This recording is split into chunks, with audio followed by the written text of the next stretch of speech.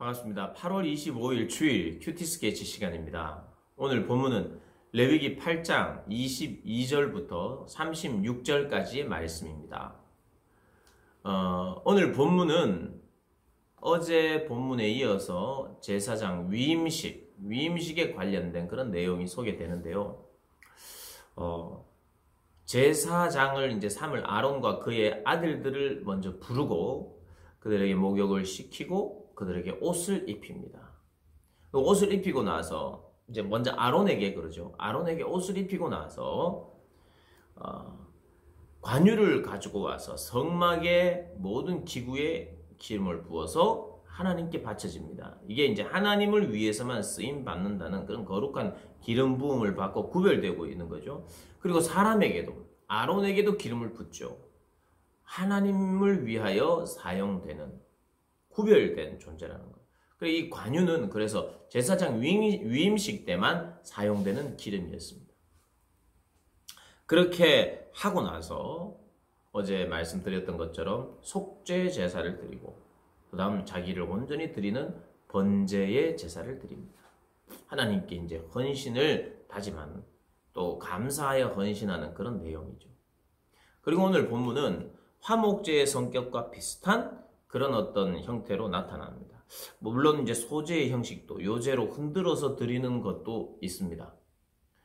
그래서 이 제사에 어떻게 보면 여러 제사가 한꺼번에 이루어지는 경향이 많았습니다. 이게 무슨 말이냐면 오늘은 내가 속죄제만 드려야지 뭐 이렇다기보다도 우리가 하나님 앞에 예배 드릴 때는 하나님 앞에 우리를 드리는 것이 또 번제였죠. 또 우리가 배상을 하면서 우리가 하나님과의 관계, 이웃과의 관계를 해결하기 위해서는 속건제를 드렸죠.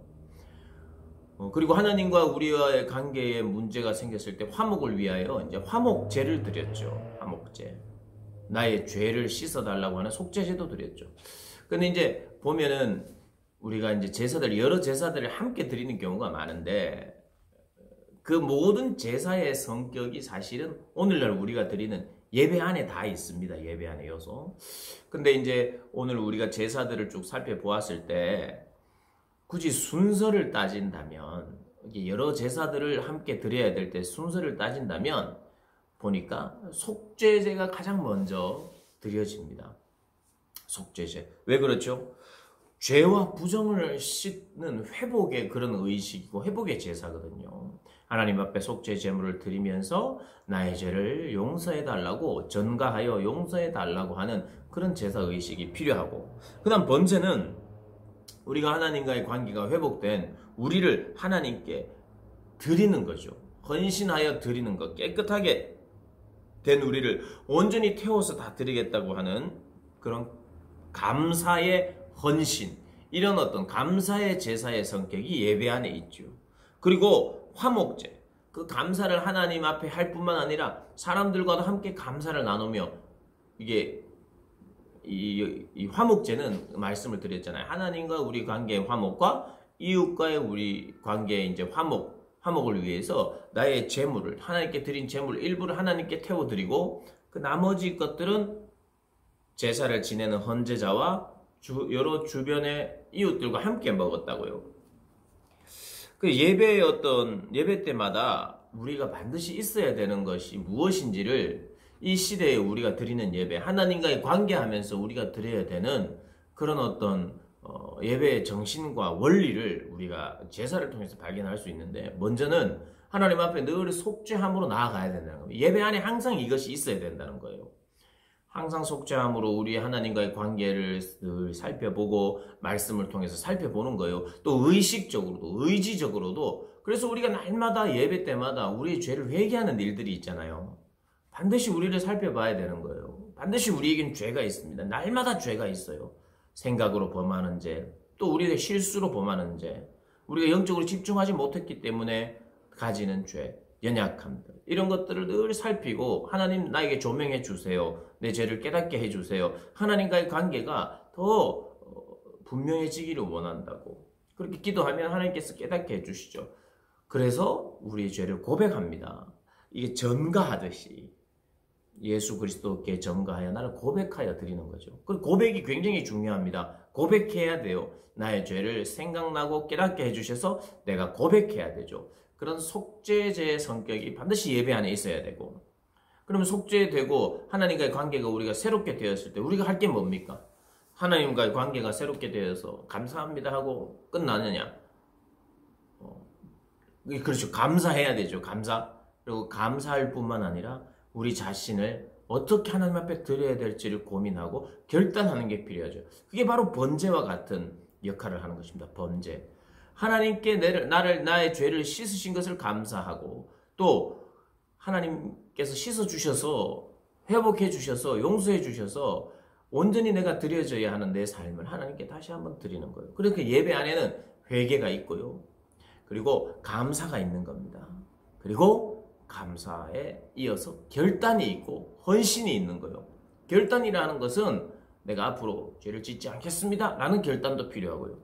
하나님을 위해서 거룩한 일을 위해서 나를 드리겠습니다 하는 결단도 필요한 거죠.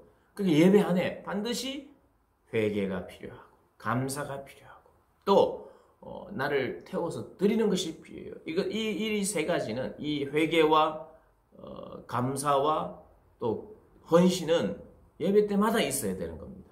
그리고 더 나아가서는 화목제와 같이 사람들과도 이 하나님과의 관계가 회복된 것을 기뻐하고 함께 나누고 서로 나누면서 나누는 것들이 필요한 거예요. 그래서 교회에서 보면 물론 꼭 그런 것은 아닙니다만은 예배가 있고요. 또 같이 공동체 식사도 하잖아요, 점심 때. 여러분, 그래서 우리가 교회에서 밥을 주는 이유는 점심이 됐기 때문에, 점심 식사 시간이 됐기 때문에 그냥 주는 거. 그런 의미도 물론 이제 때가 되어서 주는 것도 있겠지만, 사실은 그 식사 시간을 피해서 우리가 예배 드릴 수도 있잖아요, 그죠? 근데 그렇게 11시에 예배를 드리면서 식사도 함께 하려고 하는 그런 어떤 순서가 그 안에 있었던 이유는 또 성도 간의 교제를 위해서 함께 화목제를 드리는 것 같은 마음으로 풍성한 그런 식탁의 나눔이 있었다는 겁니다. 그래 예배의 정신을 오늘 본문을 통해서 우리가 좀 알 수 있어요. 그리고 유임식을 할 때 특별한 또 의례 같은 게 있는데, 피로 오늘 보니까 제단에 뿌리고, 또 23절에 그 피를 모세가 가져와서 아론의 오른쪽 뒷부리, 오른쪽 엄지손가락, 오른쪽 엄지발가락에 발랐다. 그리고 그 피를 제단 사방에 뿌렸다.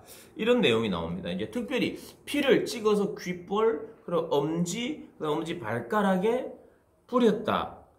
이것은 어떤 의미냐면 몸의 맨 끝부분들을 피를 바름으로 말미암아 몸 전체가 그분의 거룩한 피로 씻음을 받았다, 정결해졌다 하는 그런 의미입니다.